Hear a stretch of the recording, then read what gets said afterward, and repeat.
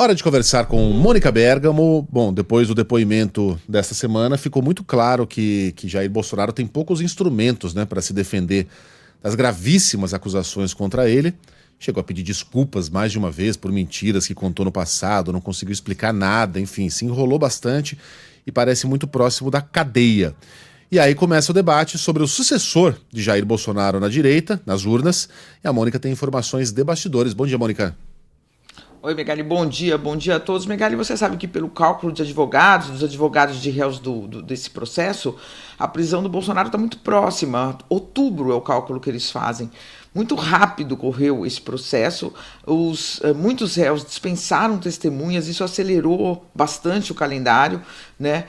Então um pouco assim, a gente fica um pouco surpreso assim, com esse cálculo, mas é esse o cálculo de fato que está sendo feito. Vão ser 5 dias agora para os advogados apresentarem requerimentos, mas 15 para a Procuradoria, que todo mundo imagina que o ministro Alexandre de Moraes vai rejeitar, porque essa tem sido a prática dele, né? Ele encara muitos dos pedidos como protelatórios, simplesmente rejeita. Depois a Procuradoria-Geral vai ter 15 dias para alegações finais, os advogados mais 15 dias, julgamento em agosto, apresentação de embargos, setembro passa ali mais um mês, em outubro, prisão. Né? Então discute-se ainda se vai ser domiciliar ou vai ser prisão em regime fechado, mas é prisão, né? Agora, esse debate sobre quem vai ser o candidato no lugar dele, Megali, está quente na direita, mas está quente na esquerda também, né?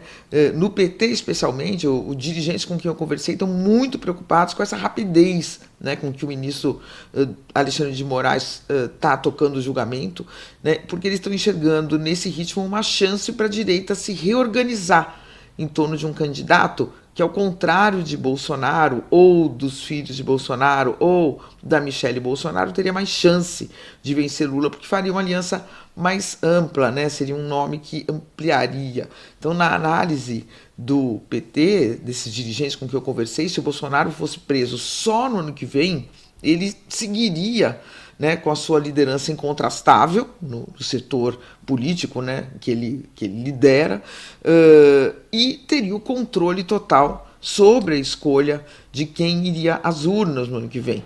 Né? Imagine ele solto até julho.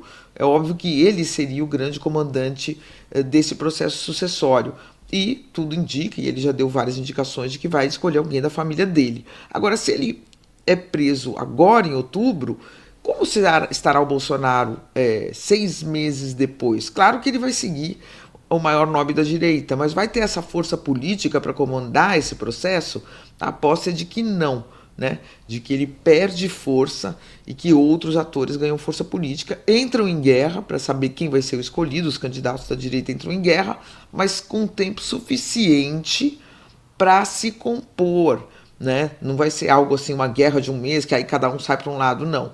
Entram numa guerra, mas conseguem se compor e no ano que vem conseguem se unificar para um nome mais forte do que qualquer um que carrega o sobrenome Bolsonaro. Porém, com o apoio do Bolsonaro, obviamente, né? Então, nesse quadro tem um nome óbvio, Tarcísio de Freitas. Qual a expectativa, Megali? Que em outubro o Bolsonaro seja preso, em novembro já comece uma pressão irresistível para que o Tarcísio de fato seja candidato. Inclusive, ele vai ter tempo de se desincompatibilizar ou não do governo de São Paulo. Então o quadro muda bastante com essa prisão, eu não vou dizer precoce, porque está seguindo os ritos, mas de fato uma prisão mais cedo do que todos imaginavam do Bolsonaro, Megali. Ô, Mônica, faz muita falta a presença física, né, do líder, dando entrevista, aparecendo, estando nas fotografias, estando ali, fisicamente. O Lula conseguiu permanecer liderando a esquerda petista por ser o Lula, né? O Lula criou um ambiente ali em que não há alternativas que não seja ele. É ele, sempre é ele, o tempo todo é ele. E ele se comunicava com seus apoiadores via interlocutores. Olha, visitei hoje o presidente, ele está bem de saúde, ele está muito disposto, ele disse que não sei o que lá, papapá. Então ele continuou dando as cartas, mas não havia alternativa ali, todo mundo sabia que seria o candidato quem o Lula indicasse. No caso do Bolsonaro, vamos ver o quanto ele vai manter essa capacidade de liderança sem aparecer, né? Sem as pessoas ouvirem a sua voz, sem as pessoas verem a sua presença física. Será que a direita está disposta a manter o Bolsonaro como o grande nome, como o grande líder e orbitar ao redor dele? Ou será que esse espaço vai ser ocupado por alguém com ambições mais... Porque vamos combinar, né? Ali ao redor de Lula não tinha ninguém sobrevoando. O Haddad, que era muito fiel a ele. O Ciro, quando ensaiou lançar a própria candidatura, já foi bicado, né? Já perdeu qualquer chance. No caso da direita, tem Ratinho, tem Zema, tem Caiado, tem... Enfim, o que não falta é governo, o que não falta é urubu sobrevoando ali a horta do Bolsonaro, sem falar nos filhos, sem falar na esposa. Então tem muita gente ali querendo ocupar esse espaço, Mônica. É um contexto diferente porque na época que o Lula estava preso não existia um monte de candidatos da esquerda com força ou tentando disputar de fato essa hegemonia ou essa preferência. Agora, Megali, tem um monte, né? E não são candidatos fracos politicamente, porque são todos governadores.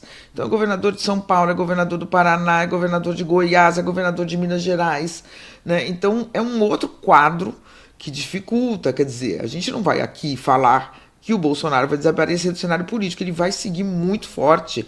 Sem o apoio dele, qualquer candidato vai ter dificuldade, como a gente viu aqui em São Paulo com o Ricardo Nunes, né? Vai ter dificuldade, maiores dificuldades, se ele resolve lançar um filho dele de qualquer forma. Então ele, sei lá, vamos supor que o Tarcísio se lança e ele fica enfurecido e então lança o Eduardo. Claro que atrapalha, então vai precisar compor com ele. Mas nessa análise, né, partidária do PT e de outras legendas, ele preso, claro, perde bastante instrumento para ser o grande condutor desse processo. E vai ter que sentar e negociar, né? Forte, como uma liderança forte, mas como diz você, desaparecido, 6 meses de prisão já, ou mais.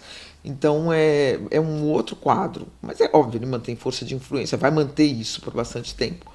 Mas o quadro muda para ele, lógico. E essa pressa, essa celeridade está preocupando o PT, que preferiria Bolsonaro solto por mais tempo, atrapalhando aí qualquer projeto de candidatura de direita e só na reta final conseguissem um outro candidato que não apareceria com tanta força, Megali. E alguém citou aqui o prefeito de Sorocaba. O Manga também. É Game of Thrones, irmão. Rei morto, rei posto. E eu tô muito curioso, porque fanático é fanático em qualquer lugar, para saber se vai ter acampamento do lado de fora da carceragem gritando bom dia, presidente. Tem alguma dúvida? Eu acho que sim. Vai ter. A história se repete, claro, gente. Lógico. E Mônica Bergamo volta, porque tiraram tanto sarro, né? Pessoa cheia de disposição. Mônica Bergamo volta com outras notícias sempre exclusivas amanhã neste mesmo horário. Bom trabalho, Mônica. Obrigada, até amanhã.